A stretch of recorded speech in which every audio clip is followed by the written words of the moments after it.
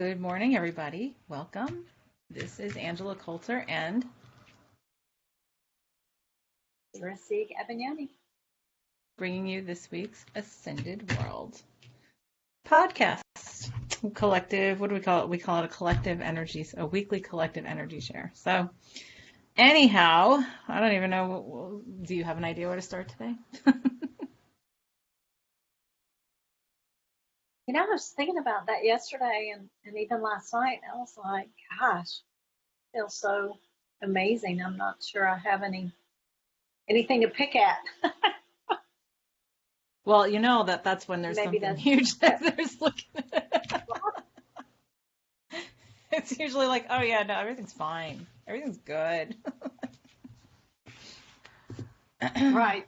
Everything's fine. Everything's good. Well, it's interesting. I mean, we can start with in the past week, what did we talk about?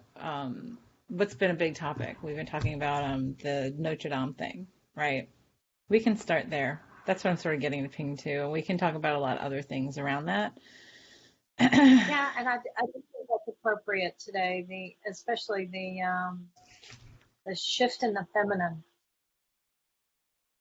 is just That has tremendous. that has been a really interesting thing that I've been watching. Yes, yes. So to just bring this up, and I posted about this on the Trinity page, and actually on my public page too over the week. There was somebody who did a fabulous write-up about it. And what many don't understand is that like everybody got distracted. So this is what our habit is. And I think this is a good thing for us to talk about because I think maybe these are some crumbs that we still, ignore, right? So what's our Right, habit? right. Oh, Notre Dame is burning down. And everybody gets all distracted by Notre Dame is burning down. Oh, what a horrible thing. Instead of, so what is that about? Because that's the first thing I always ask, right? Right, And right. so, and so the really what a lot of people don't know. So if you haven't read the posts or whatever, but what's really interesting is how that site is actually an ancient Celtic pagan, not Celtic, pagan, Druid. Like there were just so many different it's a sacred site for many. It was a sacred site for many different belief systems. And there's also the crossing of the ley lines that they're crossing of two ley lines there. And I can't even remember what they are now because I don't know. That was all but last week. But they're very much in honor of the divine feminine. And what it felt like to me was literally like almost like the divine feminine was coming up out of this slumber and shaking off all the crap that's sitting on her back and saying, yeah, enough Right. of this. Because All originally, that's been thrust upon her. Yeah, it was thrust upon her, and out of obligation, she held it. yeah, yeah. Well, because part of the set of And lessons. now she's saying no more. Yeah. Right. And so what I keep on seeing is, so here's something that's really out of left field, right? So it's funny because I've been sort of watching this and it's more and more all of these different levels, right? Because originally Notre Dame, which means Our Lady in English, was, I believe, built as an honor to Mary Magdalene. But over the years, that place they did Hmm. witch burning out in front apparently and things like that. Um, so what it was when it was supposed to, Well, like Joan of Arc was burned at the stake there. yeah, and so it's like so it was supposed to honor the divine feminine. It ended up being a complete bastardization of that. Of yeah, like no. Right, so right. so another thing that I noticed that was really weird. Okay, so this is a really weirdly odd fascination I have with this show, but there's okay, I'm gonna bring it. So they on Netflix they have the Chilling Adventures of Sabrina, right? They redid the old Sabrina though. So this one is It's so dark, and I think I've told you this before. I think we've talked about this on the share before. So the second season's up, and Scott and I have been watching it, and it is even darker than the first one, right? But what's really interesting underneath the whole thing is how So I can see in a way. So of course it's based. Sabrina was originally an Archie comic book, right? It was like from the same writers, you Uh-huh. know. So like it's gone to a completely different place. So the whole thing in this show is that it's a satanic witch coven or belief system or whatever. And what I find hysterical about the whole thing is that everything they talk about is the total opposite of like what's Christian, right? So you talk about like they have an anti-pope, right? And they have like in a wedding they have the maid of not honor, it was disgrace or something like that. It's like Dishonor. really like so funny, like, and it's like almost it's like really comical that they go into these like equal and opposites, right?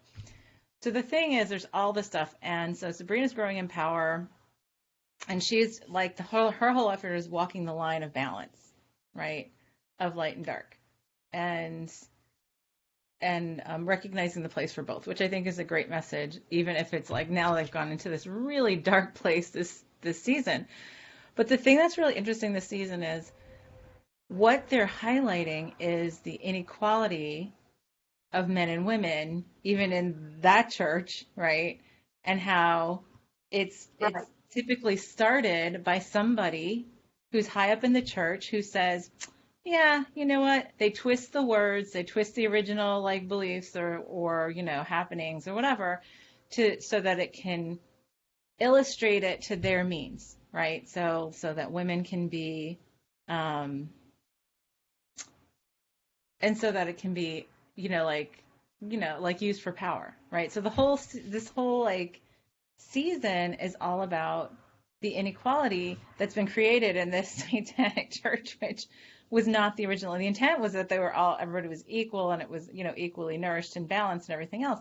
So it's really funny because people are so much more willing to look at that, right, and say, okay, well, this is Right. almost a comical representation of the opposite, right? Right. And yet you have like these angels that come in and that they're like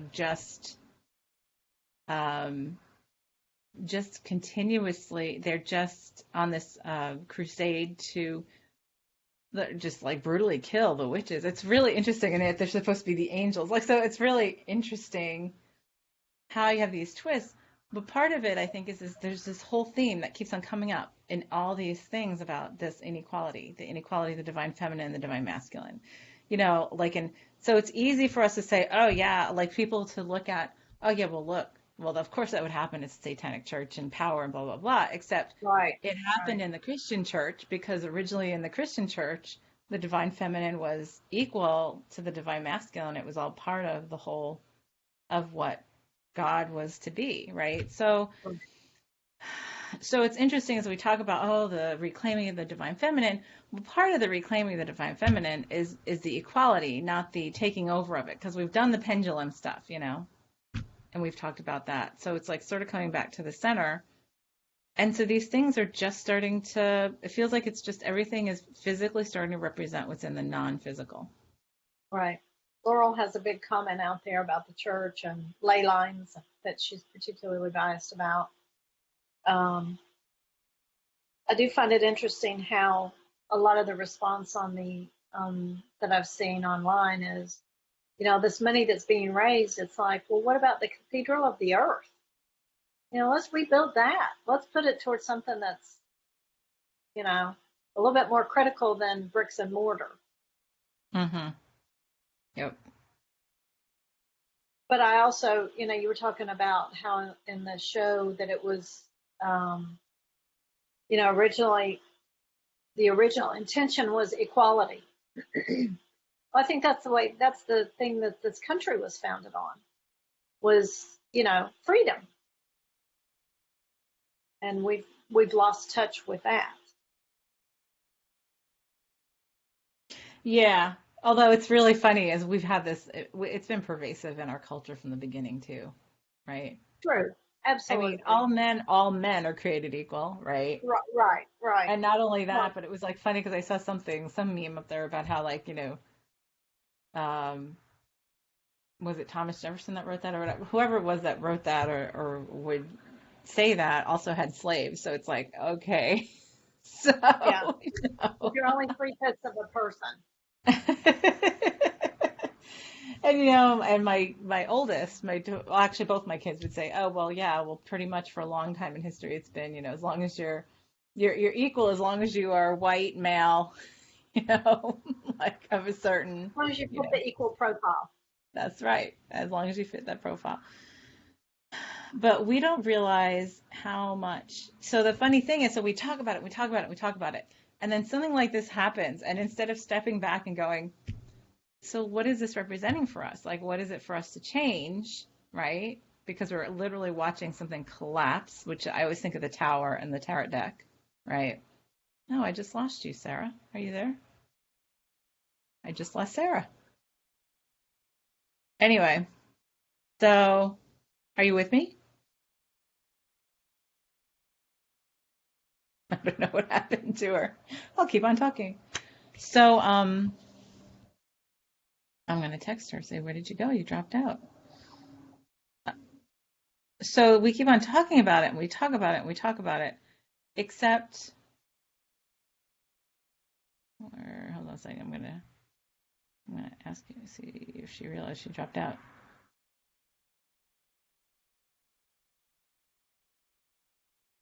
So, we talk about it, and then all of a sudden something like this happens, and instead of that, yeah, Laurel's point, she's talking about like the money, and a lot of people are judging that. I don't judge it. Everybody's got their own thing. Really, I look at the underlying, feeling of it and what's going on, because it's funny because I know that underneath it, like part of the reason so many people are putting so much money to it, it's like they feel like they're being a good person by giving money to a church that, is in need. So my biggest point on that had to do with, well, the thing that I thought was really funny was that, that is yes, it is a tourist place, right? So a lot of people go. I've been to Notre Dame. It is a beautiful, beautiful building. And I am positive that they have adequate insurance on the building. So, on top of the fact that they also have quite a billfold of their own, and it's not that, you don't want to reach out and help them, but it's a compulsion that many of us have of doing that, of reaching out and um, like doing something because it makes us feel like we're a better person, right? So that ends up being like this value externalization thing. So I'm just sending Sarah another link in case something happened because I have not even heard from her. So funny. I should be back. Oh, you are back. I should be Wait, back. I hear you, but I don't see you. Huh.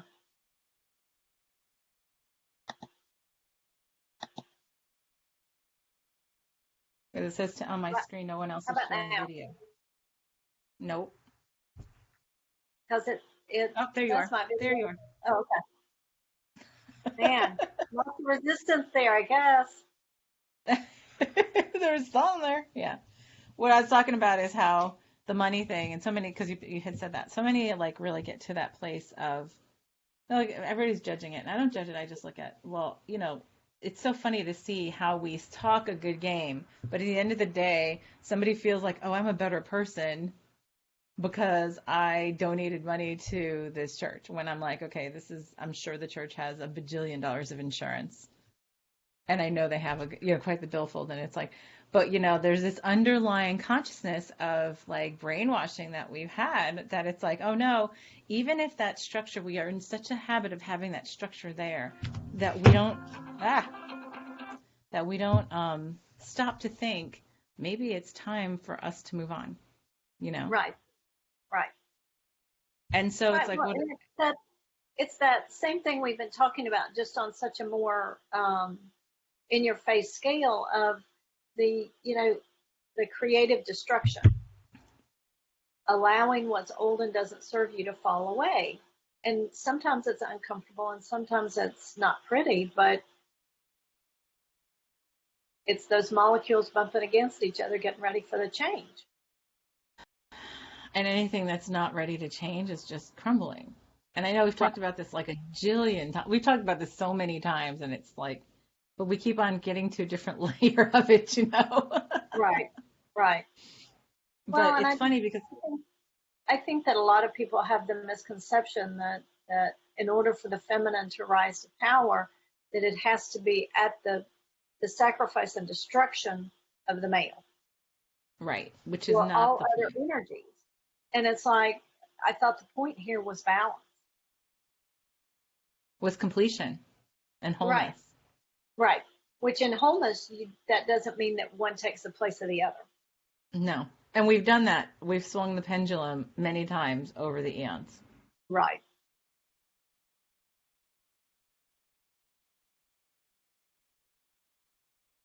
So, and it's really interesting because it's like, well, maybe part of what we do this week is simply just to be able to see what we're not in the habit of seeing anymore. Because I think there are so many things that we put into the folds, right, and accept it because that's how it's always been, right, or that's how Right. I was taught, or that's how I was brought up, or that was how I learned how to accept it. And it's interesting because my both my kids as young adults, they rage against the machine and they rage against that, inequality, and I see it. And then I'm like, okay, so what are you going to do with that energy though? Are you just going to like expend it and be toxic to yourself because you're holding it in, or are you going to use it productively and, enc- enforce changes in this reality? Right. Right.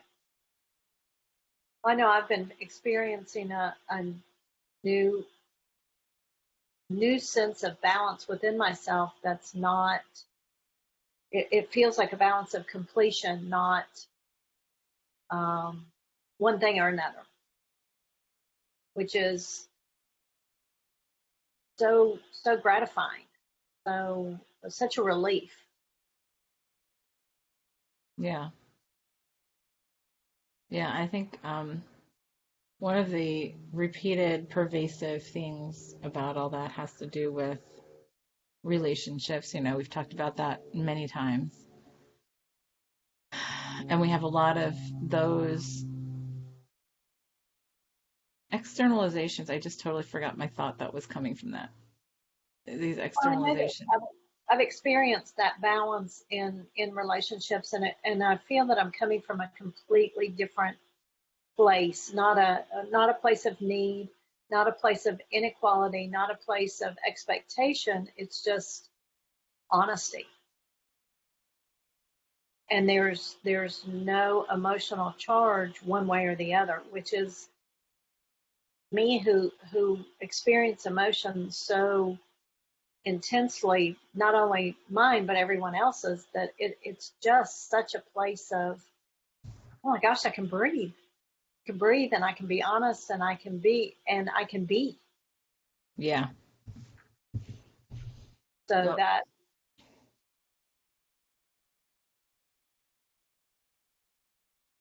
it is. And then so like the first step, I think, is that acceptance. That's the big right, one for us collectively. The second step is then to assert our own authenticity. You know, right, that seems to be right, what everybody's being pushed to do right now. And right, none of this is new. So I'm waiting for the new. There's usually something new that comes up that we haven't looked at before because this is just something we've been looking at continuously. We've been erasing the lines of over, let's say, the past couple months. It's been like getting rid of all these expectations, getting rid of these roles, like, getting rid of partitions that are limiting us from being whole.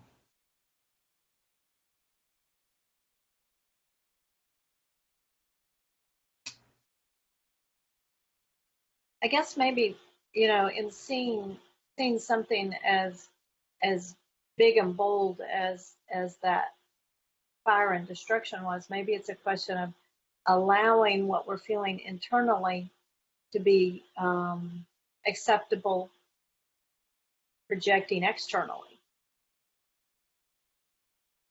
That's a good one. Yeah. Because maybe that's a part of why we don't get to that 100% authenticity, because we know that what's within is mirrored without. So we'd have, for us to really allow it is to allow everything to crumble outside of us Right. for that wholeness. Right.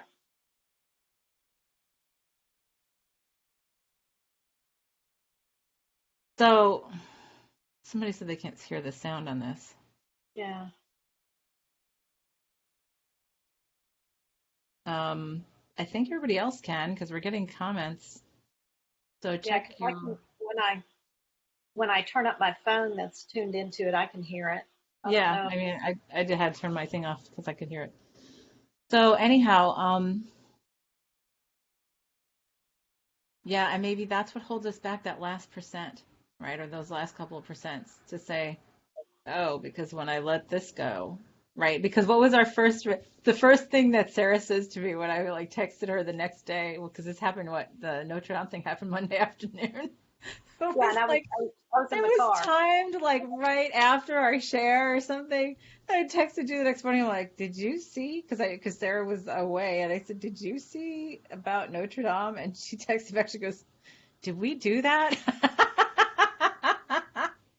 And I said,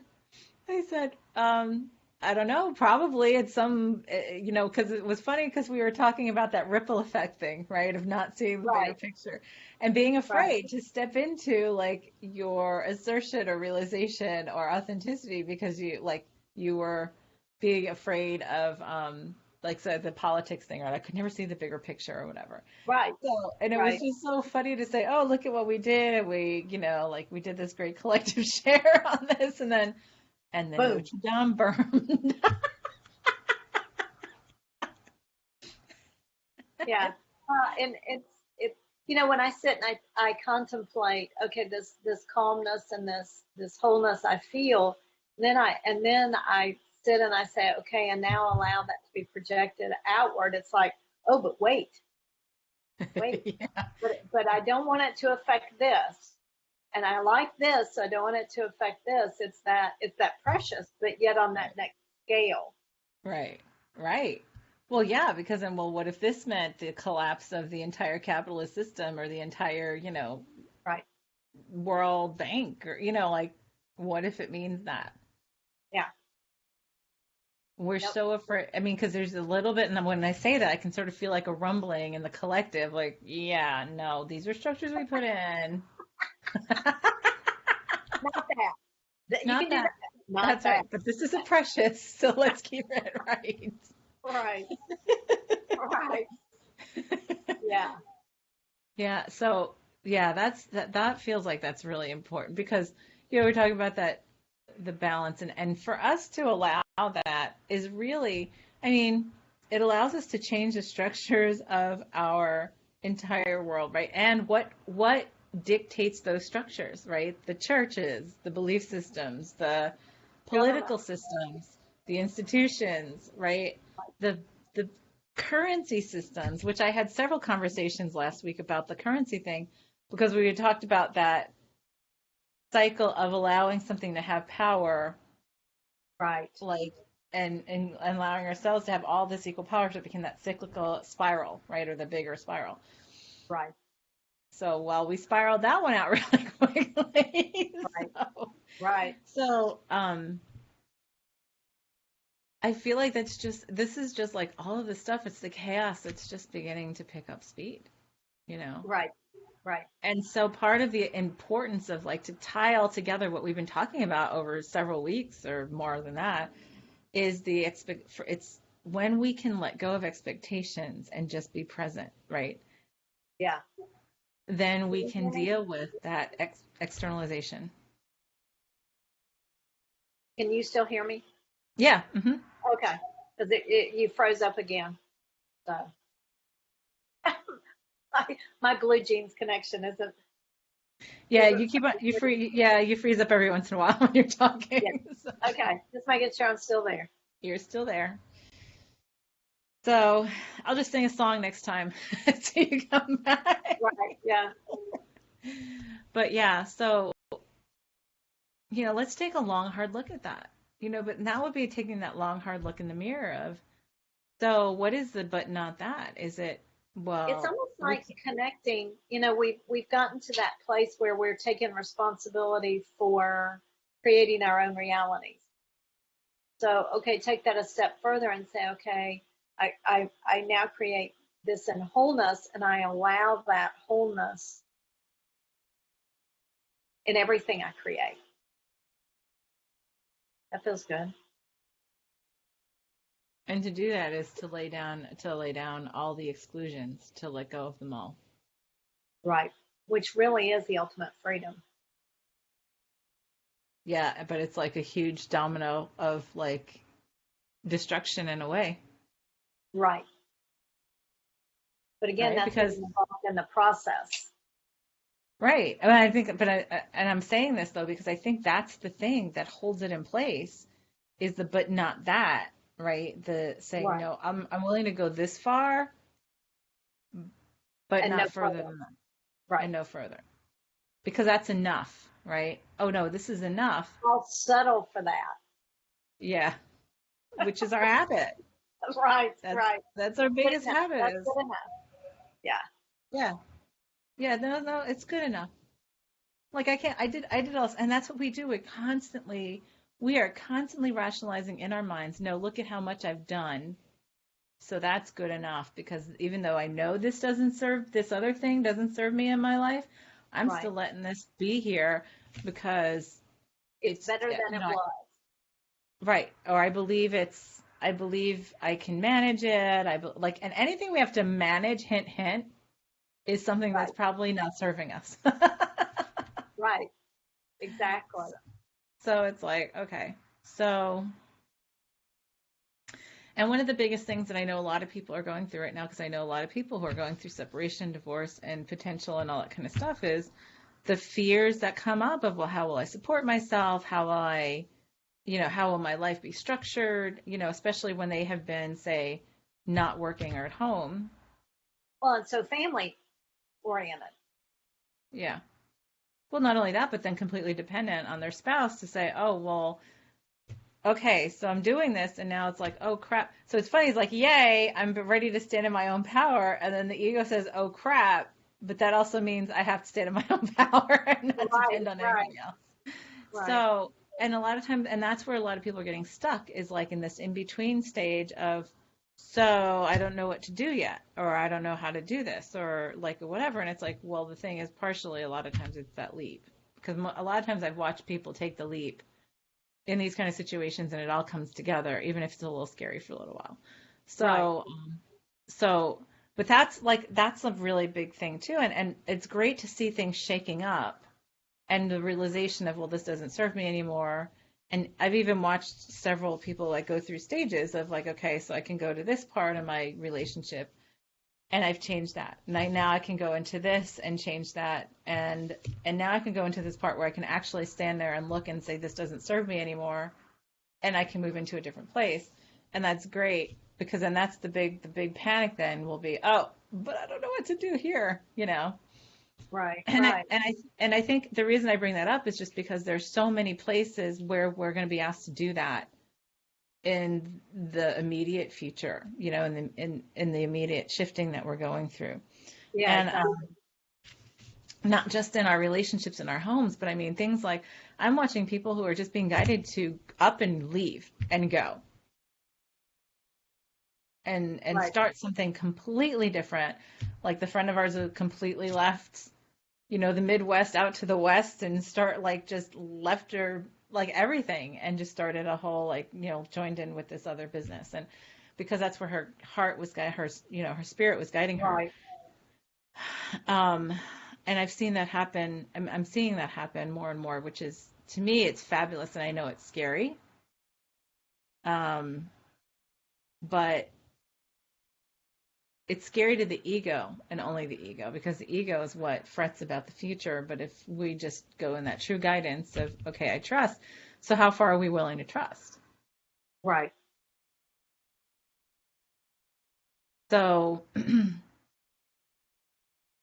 so part of this is that whole So like, we can look at it at the like huge level, right? And watch it and look at like Notre Dame, right? And then we're looking at them every moment in all of our relationships. And what's next, I feel like maybe that's what the layer is today, is what's next is everything in between. To have that Right. same application of commitment to authenticity and knowing that you have actually, and I like saying you have enough, meaning you have it all. Like you can do anything you want to do. Exactly. So so the thing is, if you're guided to try it out. And right now, like part of what I keep on I'm being guided to counsel with my clients and stuff has been do something that is a little bit different, that changes up your energy, because sometimes that's all we need to shake up our perception. Hmm. And it Right. adds color. It adds a different color into the mix. Sometimes we need that color to make purple or a different color altogether, or whatever, because we've just been missing that. And we're not even conscious of it because we don't think, oh, I should have that in my life. So one of the things I've been talking about is, you know, like I know a lot of people are starting to take things like music lessons, like guitar. I know Yasmin's on here. She's taking guitar. My sister took up piano, like, took up piano. And a lot of people I know are taking piano, they're taking guitar, they're taking singing lessons, they're doing dancing. I've incorporated dancing as a dancing workout into my routine that I just really enjoy, and it has shifted some interesting little perceptions of mine energetically or whatever that I would have never laid out and said, oh, well, this would help this over here, right? Exactly. Yeah. I would have never Right. really thought about that. So that's what I am encouraging everyone is like maybe take the opportunity to say, what would I just do something that would be for fun completely, right? Yeah. That I would enjoy that I'm not doing. Right. And it doesn't have to be a huge thing. It just can be something, like uh, go out and photograph nature, and like what a beautiful time of year to do that, or things like that. Because a lot of times what we don't even realize is it's a domino effect of nourishing ourselves when we do that, because we're just like, okay, I'm just doing something I enjoy for no reason other than I enjoy it, right? Right. In that moment. And then it sort of like builds into that authenticity, to that worthiness, right? To the From the worthiness to the authenticity, and the authenticity, into the power of that wholeness. And sometimes it just connects the dots better. Yeah. So, and the things we know to look at are these things but like we're afraid to look at these like things at the collective level, even though we're doing that here in this share every week. Like we all identify with it at our very individual experiences, right? And rest assured, the more we go, the more it's going to affect. And it's not just this group. I mean, a lot of people are doing these kind of shares and, intentions or whatever. It's our collective getting ready to do the shifting, or doing the shifting. We are doing the shifting. And to say, okay, so one of the hardest things that we've had, because we've been out of the habit of, is changing ourselves, right? Right. Now we're in this place of starting to change our environment because we've changed ourselves. And then like, so it's sort of like this little microcosm that's getting bigger and bigger. And at some point, which feels like we're at this right at the edge of, with Notre Dame and all this other stuff going on, Right. is okay. So now it's important for us to be willing to change it on a big scale. Right. Right. Exactly. Like leaving no stone unturned, like looking at everything differently. Yeah. That feels good. That feels very appropriate. Yeah. So then yeah, so I guess the focus will be on like allowing ourselves to see what that is, right? Having that conscious comprehension of observing everything to see if it's time to let it crumble, and move into a completely new creation. Trying to find so I can write this down.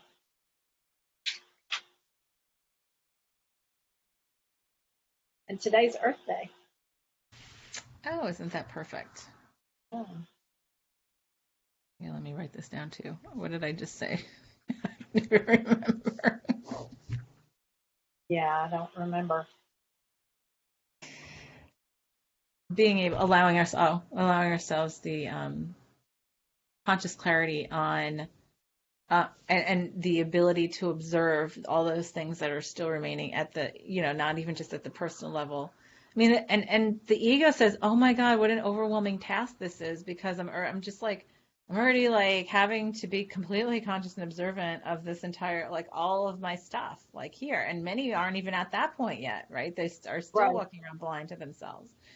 And we're still blind to some stuff within ourselves. It's just the stuff that we're starting to really, step back and observe. And now it's like, oh, and now you're going to pile like the bigger stuff on top of that. And it's like, but the bigger stuff is just a reflection of the littler stuff. It's the same thing. So we think as, as above, so below, as without, so within, or as, as big, right, so it's small, like it's that concentricity. But if we focus on that at all levels within ourselves, well, then we're going to just start to naturally allow these things to fall away. The key is accepting what falls away, because when we right. change this little thing that's a domino, that we don't know that if it's, like that doing this will take down, the Kremlin or something, like something like I that, or know. our entire political system or the entire money system or something like that. So like we don't know that these little things, like, and the ego wants to say, oh no, no, no, it's not related. But the funniest thing is we know it's all connected in some way, shape, or form. So the key is, that allowing, so having the conscious clarity and observance of all of that to change and what we can allow, what is to be allowed to change, and the acceptance of the change at the larger scale of what we see around us in our environments Right, from a right. place of love and wholeness and whatever else is related to that, because there's something else underneath it, but I can even sort of find words. So, all right, you ready? I am.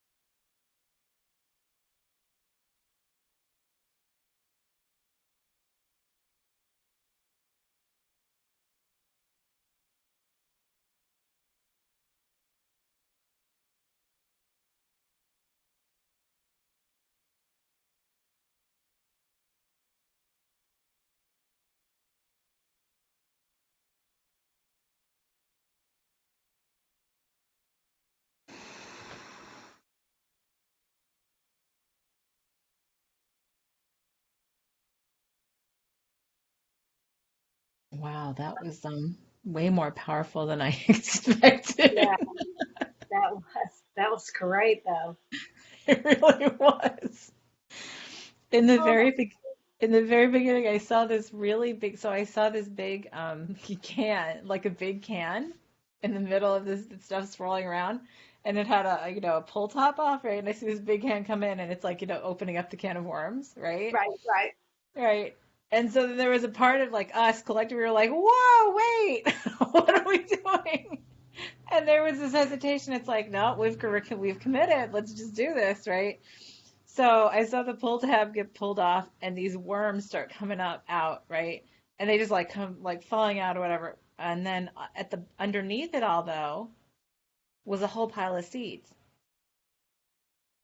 So No, and then this wind picks up, which was funny because I have my window open, and all of a sudden this wind picked up that like I noticed because it was a little chilly, and it was like the winds of change, and it was like blowing out all of these seeds. And then once that happened, I can't even tell you how expansive and free the rest of yeah, that felt like. It was amazing. Yeah, yeah. that felt so powerful. Very freeing and just so peaceful and balanced. I didn't feel thrown off at all. No, no, the biggest hesitation was when we saw that can of worms. But it was almost like I heard laughing. It was like we were almost like half laughing at it, like, oh, look at what we would show ourselves, a can of worms, You know, Open up the can of worms. But underneath the worms, and also what do worms do? Worms eat away the shit. Like right, it's and waste turn it into to good gold soil. and turn it into gold. Yeah. Yeah, right, So that would make sense, right? Especially because that's what I saw. Because I'm like, oh, and then of course the seeds, because then the seeds can come out and take root now, right? yep, Oh, exactly. that felt so good. So incredible. All right, well, let's see what happens this week That's right. See what this translates into. that we can have a lot of fun with Right, and enjoy. And the key is to just observe it from that perspective of, okay, what's falling away that needs to just fall, it needs to just fall away, and be eaten up by the worms right, in our exactly. personal lives and collectively. I think that's going to be an interesting thing to watch. We're coming up on that thing. You and I and a lot of people I've talked to feel like there's some massive changing going on May, June, July of this year, being Right, that we're at the end of April. I am not surprised, come to think yeah, of like where we are and all this. So, right. all right, well, we'll see what this week brings. Thank you everybody for joining us. This Thank is you. Angela. This is Angela Coulter and Sarah C. Gavagnoni. bringing you this week's Ascended World. We'll see you next time. Thank you.